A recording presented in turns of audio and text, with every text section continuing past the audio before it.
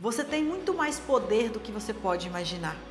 Hoje eu quero falar com você que tem pensado e agido como se não tivesse poder para executar aquilo que você mesmo tem sonhado, que você mesmo tem buscado e tentado, mas que de uma forma muito tímida, de uma forma muito acuada.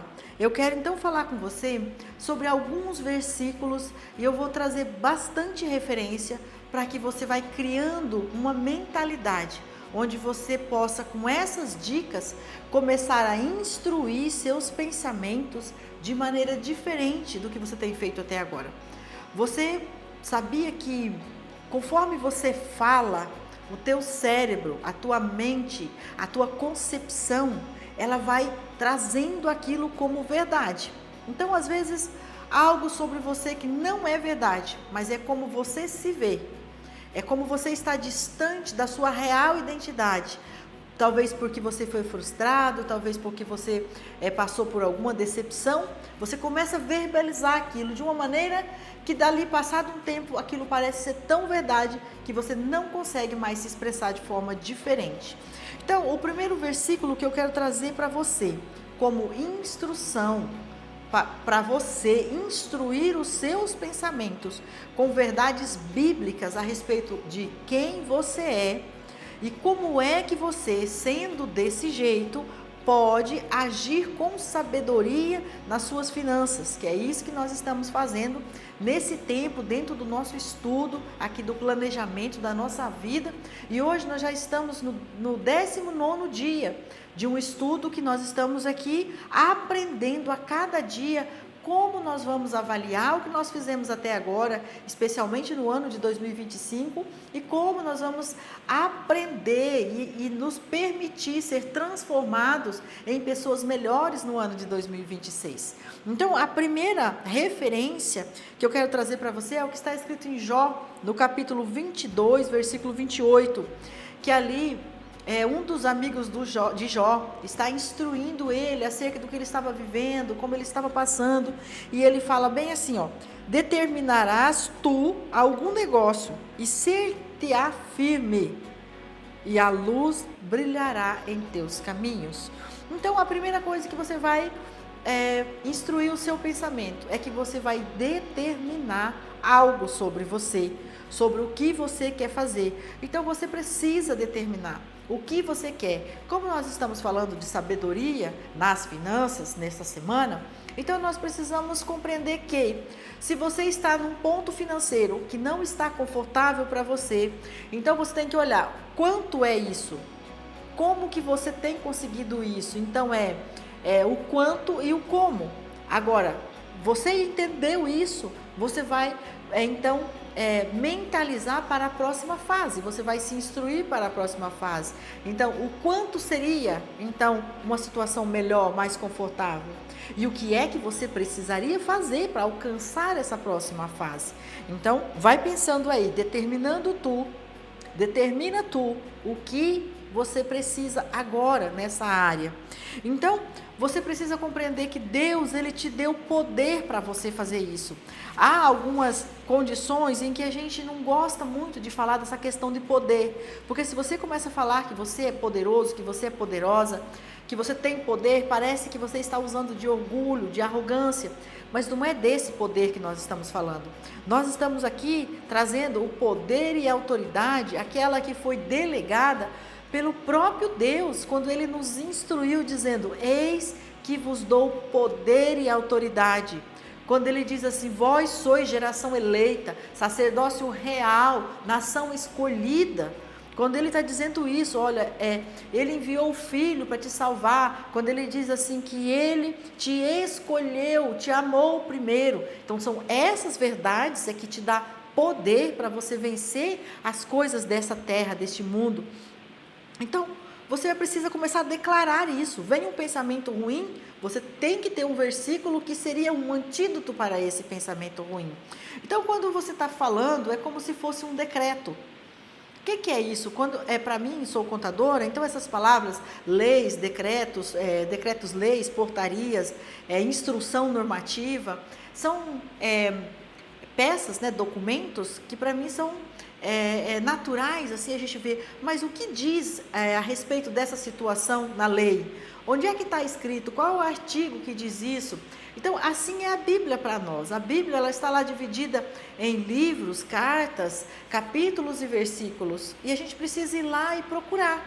E quando cada uma dessas frases, elas se tornam decretos. O que são decretos? São emissões de palavras que vão gerar um resultado. Esses resultados, eles podem ser favoráveis, se eles forem de acordo com as verdades de Deus para você, mas se eles forem mentira, que alguém colocou na tua cabeça, e eles vão trazer para você situações totalmente desconfortáveis. Então, quando você está falando a respeito de você, como você tem instruído os seus pensamentos? Então, para você falar as verdades de Deus, como você vai instruir? Primeiro, você tem que falar palavras que são emanadas da palavra de Deus. Então, você não pode se comportar como um bastardo, ou se comportar como um órfão, quando na verdade você é filho, quando na verdade você é escolhido. Você não pode se comportar como escravo, porque você não é escravo, você é filho. Você não pode se comportar como uma criança, porque você já é um adulto. Então, e como é que você vai fazer isso? Como é que você vai perceber que os seus comportamentos não condizem com isso? Estudando a palavra de Deus. Então, você vai falar palavras emanadas da palavra de Deus. Você vai ter expressão da tua vontade. Mas que vontade é essa? Você vai se expressar para Deus, falando a verdade do teu coração. Não é aquela oração mascarada. É aquela, como se você pudesse enganar a Deus. É a verdade do teu coração. Procurando na palavra, abrindo a Bíblia e dizendo: Senhor, fala comigo, traz aqui para mim a referência que eu preciso hoje para identificar as falhas que há em mim, para eu me consertar, para eu crescer, para eu evoluir. Trazer palavras que carregam o peso da autoridade de Deus em você, porque não é por você, o poder não é seu. Por isso você não pode falar: eu tenho poder, e somente isso. Então você vai dizer: pelo poder que Jesus Cristo me deu, aí você vai dizendo os versículos que ele disse. Então, é por causa dessas coisas que eu faço. Nós temos em 2 Coríntios, no capítulo 1, o versículo é o 20, diz assim: porque tantas quantas foram as promessas de Deus, porque todas quantas promessas há de Deus, são nele sim, e por ele o amém, para a glória de Deus por nós. Então, todas as promessas que Deus fez para nós, é para nós, e ele já deu o sim.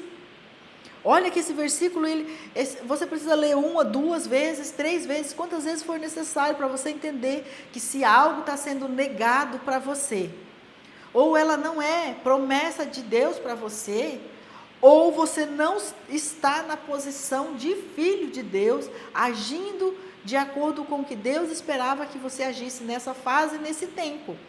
Então, assim, porque as promessas que são verdades bíblicas para você, você precisa compreender que promessas são essas. Você pode estar se perguntando: mas de que promessas você está falando que são verdades bíblicas?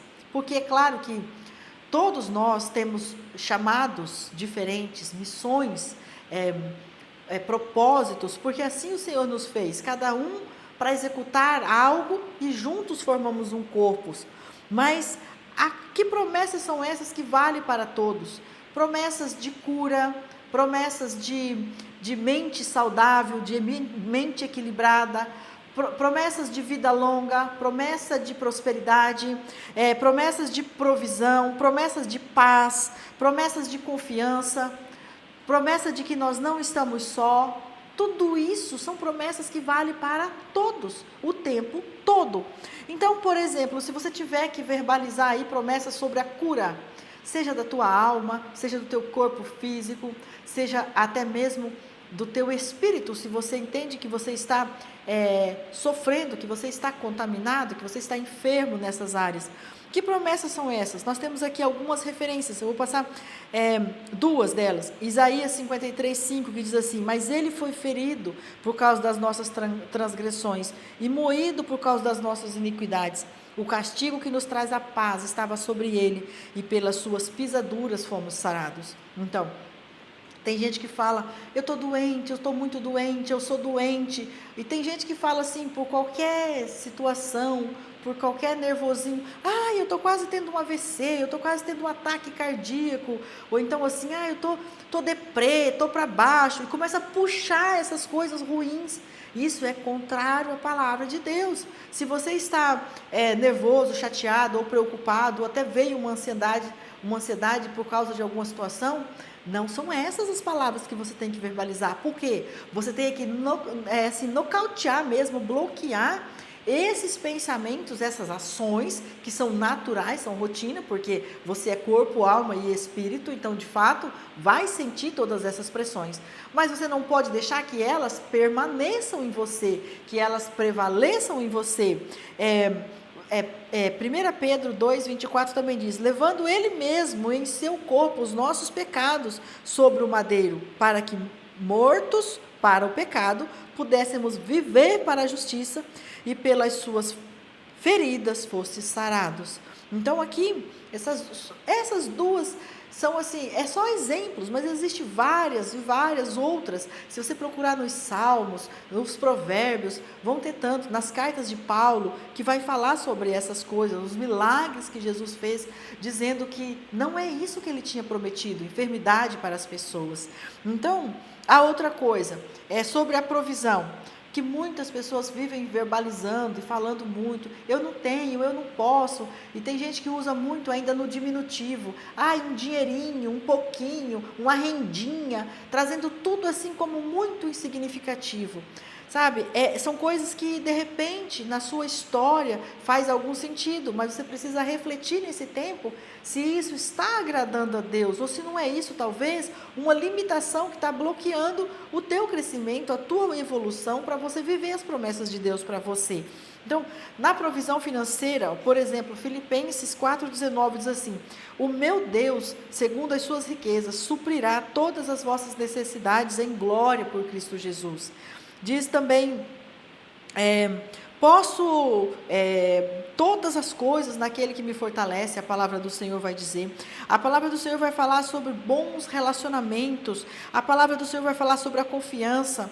Por exemplo, assim, o Senhor está comigo, não temerei, o que pode me fazer o homem? Está em Salmo 118:6. Então, assim, às vezes a gente fica com medo, falando que não tem condições, que não pode, que a gente é pequeno demais e tal, mas não é isso também a palavra de Deus. Por exemplo, 2 Timóteo 1,7 vai dizer: porque Deus não nos deu espírito de temor, mas de fortaleza, de amor e de moderação. Então, onde está tudo isso? Na nossa alma, na nossa mente, nos nossos pensamentos. Quando nós não assumimos essa identidade para fazer um projeto, um plano arrojado de uma vida, de um estilo de vida que realmente reflete sobre a verdadeira identidade de filhos de Deus e não como escravos. E aí você pode me perguntar: mas como é que eu vou descobrir se eu tenho tudo isso no meu coração? Você pode pensar: mas como é? Então eu quero que você pense sobre duas coisas: os seus resultados, o quanto você está contente com eles, o quanto você entende que é desse jeito mesmo que você deveria estar. É exatamente nesse lugar, aí nesse lugar emocional, nesse lugar físico, nesse grupo de pessoas, nesses relacionamentos que você tem. Se é exatamente isso, e se isso está tudo bem, então você não tem que se preocupar, porque você está fazendo a coisa certa. Agora, se você está num grupo de pessoas onde você não está tão confortável assim, se você está num ambiente físico, na sua casa, no seu trabalho, na sua igreja, que você também pensa que aquilo é pouco para você, ou que aquilo poderia ser mais, ou se você não está bem de saúde, está com peso abaixo ou acima daquilo que você gostaria, ou está com a alma ferida, ou está com algum tipo de enfermidade de outras naturezas, Se você não tem o dinheiro que você gostaria de ter para suprir as suas necessidades, talvez até as suas necessidades básicas, então você precisa refletir e entender que tem pensamentos te limitando. E esses seus pensamentos precisam ser instruídos de maneiras diferentes. Como que você vai fazer essa oração para você descobrir isso no seu coração? Você vai fazer uma lista de todas essas coisas. E você vai tentar se lembrar por que você chegou até aí. Você vai tentar ver se você vai assumir responsabilidades ou se você vai colocar culpa em terceiros.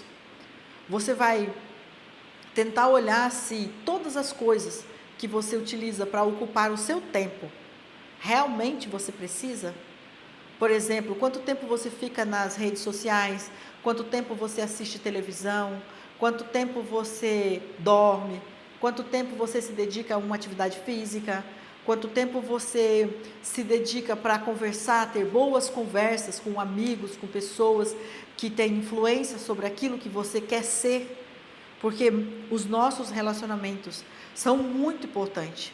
Às vezes nós queremos estar no ambiente, mas nós não temos coragem de nos aproximar de pessoas que já vivem naquele ambiente.